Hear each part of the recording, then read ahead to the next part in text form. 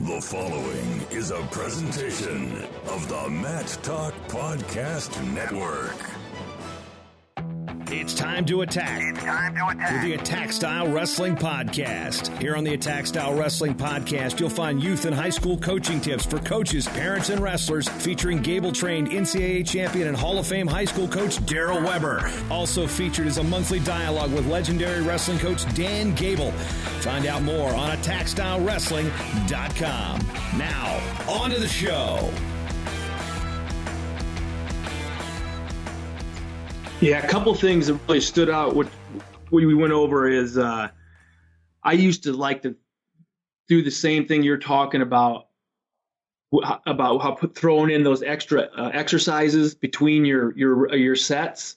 Yep. And I bet you're doing a lot of it for the same reason. When you run your workouts, you probably have like a team. And when I had a team, the worst thing you could do is, if you're, maybe after you get warmed up, maybe you're doing a big lift, is have them all standing around twiddling their thumbs, because there's only so much room. There's only so many racks in the weight room. So I would always do the same thing. If they were doing front squat or power clean or something like that, and they were in groups of 3 or 4, rather than just standing around, they were doing some kind of push up or pull up or something like that. And it really helped when you're putting a team through the workout. That really helped, get them more out of the time that they were there, or getting more out of the time they were there, and just really just kept things moving, kept the intensity up. Yeah, it maximizes everything. Yep. First of all, a wrestler, even at the high school level, you've got to teach them to be aggressive. I'll equate it to this. The kid that does a set, then sits around and BS's with his friend, and then, doesn't do anything in between sets, that's probably the kid that when he's wrestling and it's third period, he's a clock watcher. He's crushed. But if you train kids to just go, go, go, you know what? They actually get stronger from it, because kids can't focus.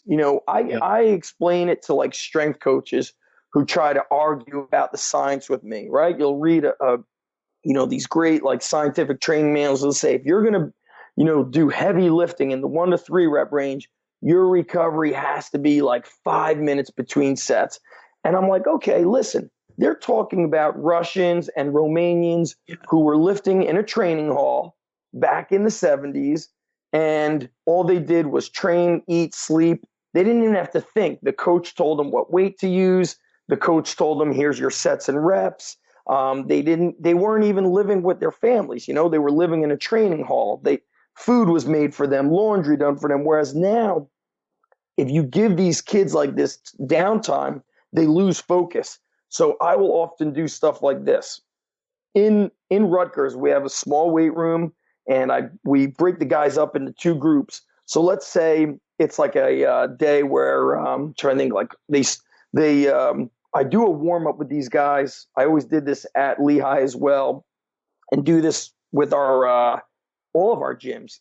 With my one gym, I didn't even have like an area to move them, so I would put them on the front lawn of the neighboring gym, and we would jog and do all of our movement work, and then we would do cartwheels and buddy carries and hand walking. And I learned a lot of that stuff from watching Competitor Supreme, where like Dan Gable would have the guys. You guys would be going up the full stadiums on your hands. And then I had read how Gable said, like, he molded that after the Shaolin monks, like the warrior training. They would constantly sprint up the stairs, jumping and power hopping on one leg. So I do that.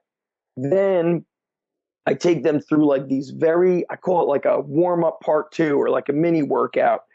So after that, I'll take them in the weight room, and I'll do something like this: 3 sets of 3 power clean, coupled with 6 reps of weighted push-ups. Boom. Clean for 3, bang out the heavy push-ups. Go back and forth for 3 rounds nonstop. Then when they're inside the rack, I move them in like an organized way. So I'll say, okay, now you're going to be the spotter, then you become the lifter, and then you do the 1 or 2 exercises afterwards. So it'll go something like this. You're going to spot. Then you go under the bar and you do your floor press for your 3 reps. Then after that, you go right to the dumbbell rack and you bang out your 6 dumbbell rows. Then you're back in the rotation. And I tell them, if you feel like you're resting, you do abs or band pull aparts. So I give them stuff because some kids will focus, other kids, on every team, there's different personalities. Some kids, they talk a lot, but then like they could flip the switch and like they could talk, and then turn around and squat 315 for 5 reps, where the other kid is kind of getting psyched up and has to focus. So you got to learn what they need. But overall, we're moving at a fast pace, and essentially, like, I tell the guys, I go, seek and destroy. That's like my motto. Yeah. There. It's like you attack, and then you attack that. Yeah, and then I get into their head. Yep, I say that's how you got to move on the mat. You need to seek and destroy. Yeah, and you're doing exactly what I used to do. Like you said, you get all the different personalities in there. You got to create that workout so that you can't hide from the work. Yes. And some will try. Some will, unfortunately. You got a high school team, or you got a bunch of high school or middle schoolers that you're working out with. You got to make it impossible to hide, because, like you said, if you're a grown man, motivated, maybe you can do things different and get really good results. But you can't trust everybody to really use the exact right weight and even know how to calculate and know the exact right weight to push themselves that next level at that age. So you got to design it. So that's what I always used to say. I used to tell them, my assistant coaches, I said, we got to make this so they can't hide from the work. And then the kids, you always had, maybe if you were moving fast and their dad or somebody thought that they'd been lifting for years, yes. Well, they're doing it too much, they're doing too fast. I would always say, listen, what you're talking about, if you're doing the 3-minute rest, 5-minute rest, I go, that's country club lifting. All right.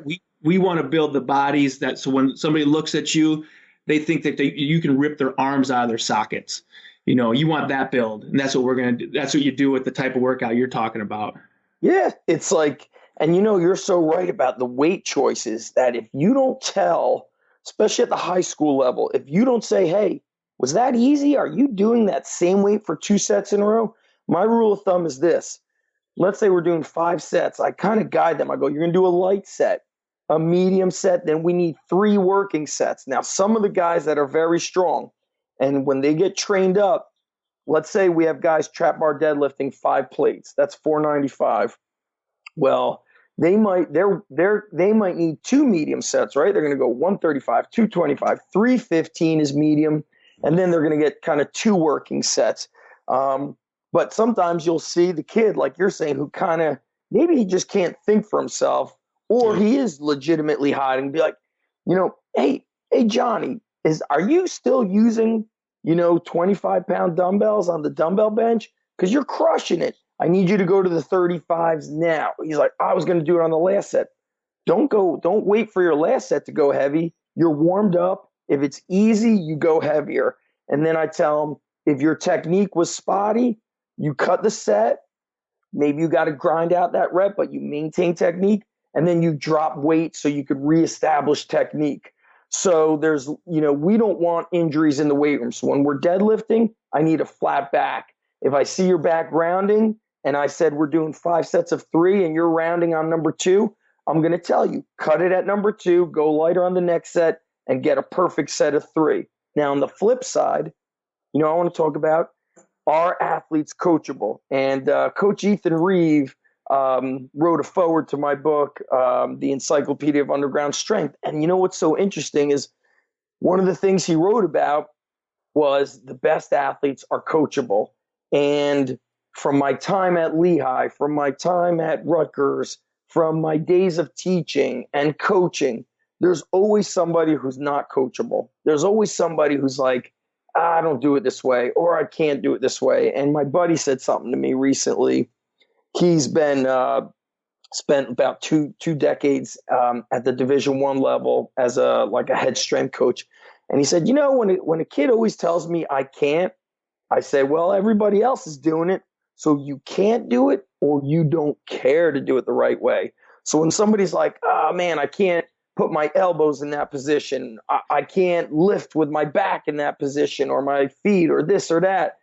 You know, for the most part, everybody's capable of moving. And it's like everybody can have a flat back. People could press with elbows out, elbows in. And I just tell guys, I go, let me tell you something, guys. Our most successful athletes are coachable. They listen and they thrive when it's a little bit uncomfortable versus saying, oh, I never did it that way. Yeah. I always tell them, I go, guys, guess what?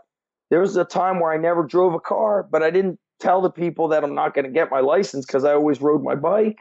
You know, I learned.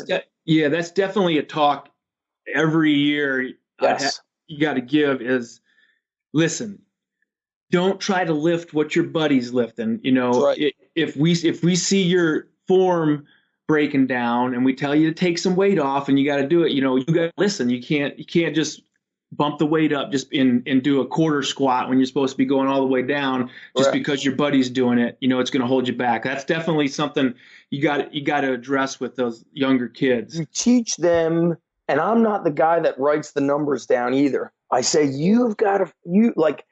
I learned math in the weight room. You know, like I could look at a bar and say, hey, that's 165, 185, 205, 215, 315, boom. Like I learned the math there. And we've got college kids that are like, they got a plate and a quarter. And they're like, how much is this?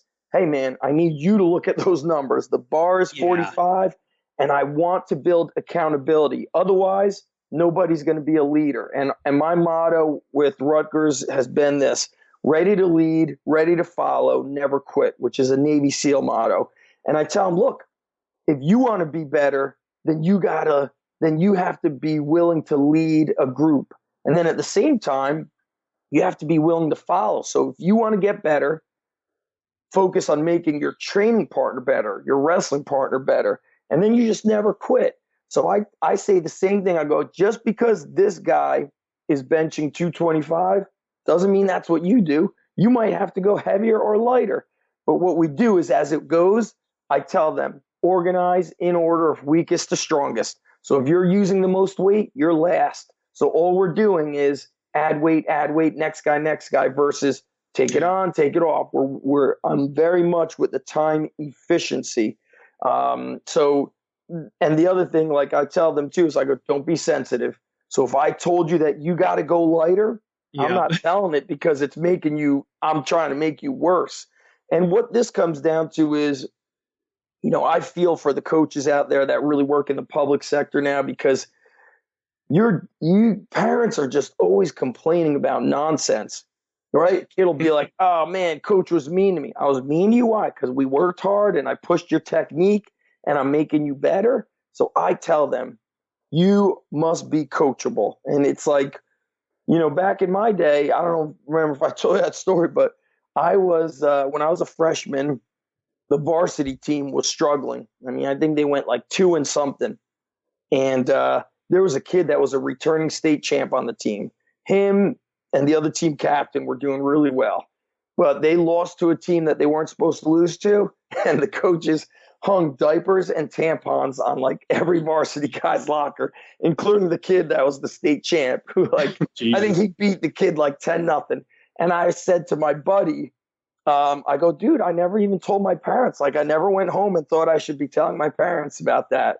But I go, if you did that today, you would be on like the major news channels. But I go, we just kept our battles to ourselves. You know, like if we got reamed out and cursed at, we kept it to ourselves. So when I think about strength training, strength coaching, I think about building a strong person, not just in how much weight you know, I'm thinking about how resilient can I make you? Let's say down the road, you're going to get injured. It's probably going to happen, but I'm going to train you in such a way so that you understand that if you've got to get a knee surgery, that you're not going to be MIA for 3 months. So if you've got a knee surgery, I could get you in this gym to do barbell floor presses. We could do pull-ups.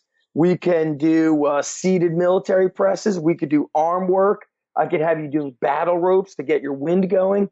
Like I can do stuff with you versus you staying home, sitting on the couch, sulking. So I try to get into their minds. And one thing that I've learned that I get better with year after year as a coach, and I'm 41 now, and I started coaching, like I said, I started coaching my freshman year in college. So I started working with the rec wrestling team. I was still 17. So I've kind of like learned, to make myself a better coach, learn how to get the most out of kids. But I'd say the past few years, I've learned that certain kids, if they refuse to be coachable, if they refuse to turn the corner, I'm not going to let them steal my energy to all the others who deserve.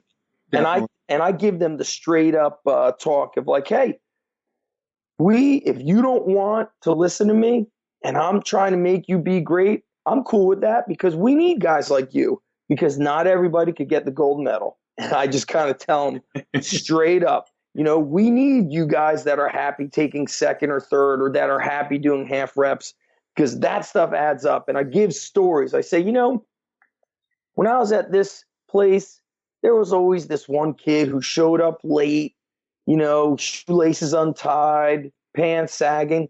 That kid never won the big matches. He always lost in overtime and always lost the match by a point. I go, so everything counts. I go, how you do anything is how you do everything. So I try to like take life and implant it into the weight room or wherever it is that we're training, because there's times I don't train at all in the weight room. I just lift the guys in the wrestling room with like the odd objects, or I take them out to a field and do body weight stuff. But I always try to like mix life in there so they develop a mindset that's like they have success in all areas of their life.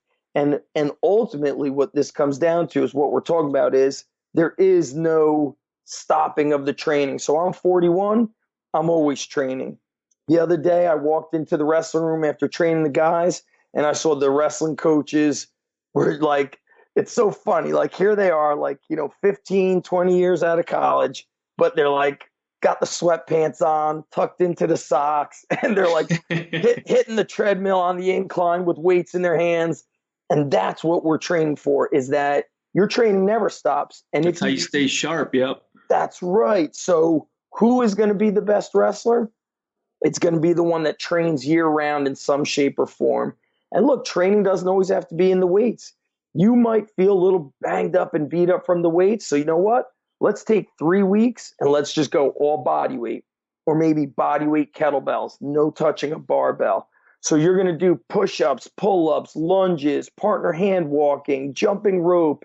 If you could get to a pool, you're swimming. You're doing things that kind of make you feel like you're not training, but you actually are. So I read the kids and I say, okay, it looks like they're about to get burnt out or bored or beat up from doing the deadlift or from doing the power clean. Yep. Yeah. So you know what? Look, I've been at Rutgers for 5 weeks, and I'm feeling in like a week or two, I'm not even going to put them in the weight room, but we've got some heavy sandbags and heavy medicine balls in the wrestling room. 75, 80, 150-pound ball. We've got some kettlebells in there. We've got the pull-up bars. So I'm going to just do like a week where they're training for like 30 minutes, 35 minutes. And what I call that is you're done before you're done. So always important, especially in season, is that lifting does not interfere with wrestling. First and foremost, I'm there to make them better at wrestling.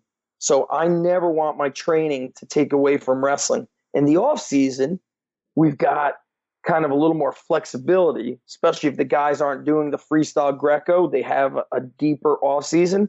You could do, crazy stuff like 10 sets of 10 back squat. When I saw that thing in Oregon with the football players who were like hospitalized, you know what I say, Daryl? I'm like, how come that shit doesn't happen to wrestlers? Because a wrestler, it just doesn't. I remember when I was in high school, we were going to go to see my grandparents in Israel. And I was like, holy crap, I'm going to be gone for a month, no gym. So I said, all right, tomorrow I'll do 50 sets of squats. And I did my 50 sets of squats, and I was fine. No hospital, everything was all good. And I feel like it's a big mindset. So in the off season, we could do some more volume and we could handle being a little bit more sore, because we're not going to be maybe competing in wrestling. And I've got a little more recovery time, and recovery time could be sleep and all these things that we could utilize to feel better recovered. And even if you are competing, you're not getting on the mat 5 days a week. You might just be going to club practice 2 days a week. Yeah, so you have more flexibility, to do that extra work. So sometimes, like we have a real good kid. I'm not sure what he's ranked, but as anything could happen. But he got a very nice scholarship to go to a Division I school. He's up there, maybe picked to win states, but he wanted to get his legs. He's like, I don't feel like I feel like when guys are getting my legs, my hips aren't strong enough, and I want to attack them more. And he doesn't do freestyle Greco. So I said, you know what? After our upper body workouts, just go bang out a couple sets of squats on the bar. I go, you're going to be warmed up. We've done sleds and jumps. We even do like our jumping on upper body days. So we're box jumping and squat jumping and all that stuff.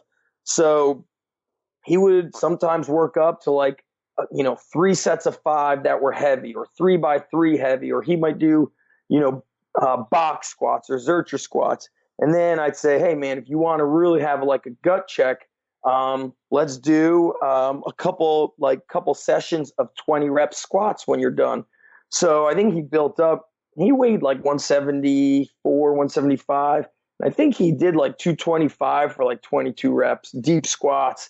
But the first time was 135, and it was like a mental thing for him that wrestlers thrive on. Now, 20 rep squats, that's like an old school muscle building routine. Yeah. But for a wrestler, it's tremendous for mental toughness.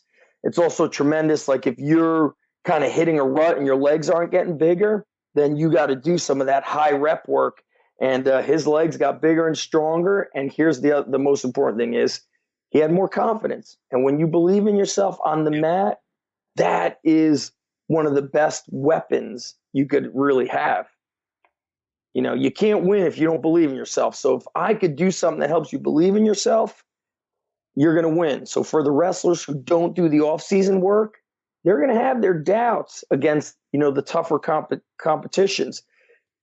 So an off-season workout for these guys could be 2 upper body workouts a week, and maybe a third day, all calisthenics, like go to the local playground, pull-ups, dips, push-ups. If there's parallel bars, walk on your hands, do all kinds of squat jumps, lunge jumps, sprints. I love doing that stuff with wrestlers where it's like an all body weight day, because calisthenics, man, you get man strength doing that stuff. And I found like it's great for the body. You could get injured, right? Doing some of the other stuff if your technique is off. And that's the other thing about high school athletes is, and even the college guys, unless they've had a great strength coach to teach them technique, I don't kill them on the big lifts. So when we're doing power clean, squat, the main barbell lifts, I'm doing moderately heavy and just focusing on great technique. And I like to say sub-max, meaning when you're going to squat, I want you to feel like you could do one more, and then I up the intensity when we're doing the dumbbells and the kettlebells and the sandbags, because there's a little bit more of a safety factor until I have a highly skilled lifter. And that takes time, right? It takes time to learn the skill of lifting, just like it takes time to learn the skills of wrestling. I'll take the guy that can do 30 pull-ups and 15 or 20 pistol squats on each leg over the guy that can squat 400 pounds and bench 350. And can't do those things. No doubt. I've had kids, even a wrestler, he fell in love with lifting. He didn't want to go to the club in the off season. I know he was benching I think he benched 335. He loved lifting, but he didn't want to get better at wrestling. And when you're benching 335 and you wrestle, I think he was wrestling 195, it's just technique is strength. Wrestling technique is strength. So I told him, look, man, you're falling in love with the lifting, but you got to get to the club at least once a week. That's 100% more than 0. He didn't want to listen. And of course, he didn't make it to the States. And if he just had a little more technique, he would have made it. And then, that being said, with wrestlers, I usually say this: I go, be active 5 days a week.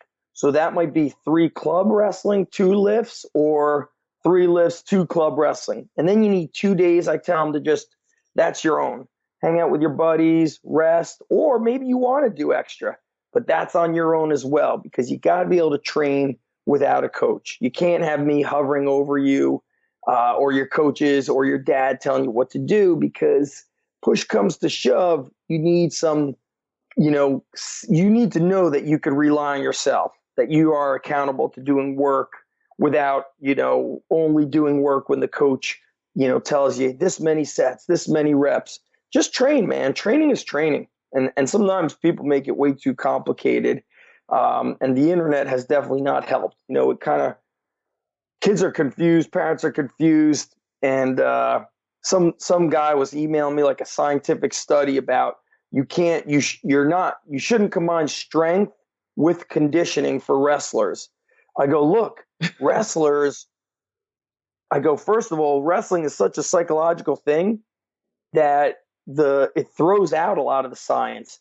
I go, and second of all, I don't really do conditioning with my wrestlers, especially in season, because their best conditioning is the sport itself. If I add conditioning onto that, then they actually get deconditioned, because it's like you're just doing eventually too much of a good thing starts having a negative effect. So I'm doing strength and power work. And I tell the guys, I go, if you need better conditioning, stay after and do speed drilling for a full match. That's your conditioning. Or we might do our red shirt non-starters. They have a bunch of, what I did is I put together like these 20 mini workouts based on the equipment we have in the wrestling room. They've got some treadmills in there, the Airdyne bikes, some kettlebells, some real kind of minimal sparring type stuff. And I gave them 20 workouts that they could cherry pick through that last, basically 20 to 25 minutes. So sometimes it's like a barbell complex. Other times it might be you're gonna do like 5 rounds. You're gonna sprint on the treadmill for 90 seconds. Then you're gonna shoulder a heavy sandball for 2 each side. Then you're gonna do 5 pull-ups, 5 clapping push-ups, and then you're gonna get back to the treadmill, sprint on the incline for 90 seconds. So they're doing strength work, and then I sneak in sprint type work, which tends to have the best effect on wrestlers versus, a long, slow run. Yeah. To me, the ultimate strength for a wrestler is what I call power endurance. Yep. Where you can repeatedly explode at close to your 100% max for as long as possible. And you got to build a strength base, and then you got to there's a lot of moving parts to actually build that. Yep. But to say that you can't combine strength and conditioning for a wrestler, that's what a wrestler is. Exactly. The more you can explode time after time after time after time, that's going to make you a chain wrestler. That's just going to make you tougher. So that's the name of the game. But like you've been saying, you got to. That all starts with laying a strength base, and then you got to be strong. Yep. You can't. I tell guys, I go, there's no such thing as weak and successful in wrestling. That's just not going to happen. You got to be strong. Now, what is strong? What would some standards be? Like, I would say this. Until I had shoulder surgery a year ago, I was always able to do 20 or more full range pull-ups, no kipping. And I've always, since age 23, I weighed 220. And I started getting able to do 20 pull-ups the summer before sophomore year, age 14. So I would say if you're 175 and under, I want to see 20 pull-ups, over or underhand. I don't care. If you're over 175, I want to see 10 pull-ups. I want to see 40 push-ups, regardless of your weight. I want to see being able to jump rope for 2 minutes nonstop. If you're a wrestler, I think doing like 400-meter sprint repeats is great. And I think even once a week, you could go and run a mile, because a mile should take you about the time of a match. I want to be able to see guys, if you weigh 200 pounds, you should easily be able to squat that for 5 reps. So, but those indicators could go in and out the window, right? I think I told you in our first interview when I went to the John Smith intensive camp, when he would lift in the weight room, we were at College of New Jersey in South Jersey here, he was doing like cable crossovers and machines, but you know what he was doing? He was like heaving everything, leaning into it, attacking shit. Like it wasn't a technical thing. And he certainly wasn't, I don't know if he just didn't know how to lift, but he was just destroying everything that stood in his way. But his wrestling was so, his technique was so, you know, this unique technique. His technique made him strong. You know, so a lot of these Russian wrestlers, now some of them look a little more physical. And of course, we could argue of all their doping. But I think in like the 70s and 80s, we saw a lot of them have more of a wiry build. And they did a lot of strength, power endurance, like you're saying. So they would probably do, you know, power cleans and jumps for like 10 sets of 2 to 3 reps nonstop. And, you know, pull-ups, push-ups, and jumping rope for 10 minutes nonstop. And that builds kind of that wiry tendon strength where maybe you don't look, you don't look huge, but when you grab somebody, that's farmer strength. Yeah, that's right. When they grab you, they're like, oh man, you impose your strength onto them, and that's what the training I like to do. And be sure to stick around for the finale of this 3-part series with Zach Even-Esh, the underground strength coach here on the Attack Style Wrestling Podcast.